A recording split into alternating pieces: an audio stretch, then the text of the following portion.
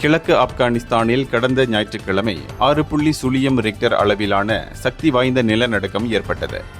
இதில் குறைந்தது 800 பேர் உயிரிழந்துள்ளனர். இதனைத் தொடர்ந்து பாகிஸ்தானின் தலைநகர் இஸ்லாமாபாத்திலும் நில அதிர்வு உணரப்பட்டது. இதனிடையே நிலநடுக்கத்தால் எந்தவொரு மலேசியருக்கும் பாதிப்பு ஏற்படவில்லை என மலேசிய வெளியுறவு அமைச்சு உறுதிப்படுத்தியுள்ளது. இருப்பினும் பாதிக்கப்பட்ட பகுதிகளில் உள்ள மலேசியர்கள் விழிப்புடன் இருக்குமாறும் கவுன்சிலர் வலைதளத்தில் தங்களை பதிவு செய்து கொள்ளுமாறும் பாதுகாப்பு வழிகாட்டுதல்களை பின்பற்றுமாறும் கேட்டுக்கொண்டுள்ளது. இஸ்லாமாபாத்தில் உள்ள மலேசிய தூதரகம் உள்ளூர் அதிகாரிகளுடன் தொடர்பில் உள்ளதாகவும் தேவைப்பட்டால் தூதரக உதவிகளை வழங்க தயாராக இருப்பதாகவும் தெரிவித்துள்ளது.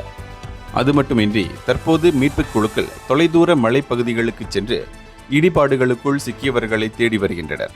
மேலும் உயிரிழந்தவர்களின் எண்ணிக்கை அதிகரிக்கலாம் எனவும் எதிர்பார்க்கப்படுகிறது. இந்தியர்களின் இதய குரல் மக்களோசை.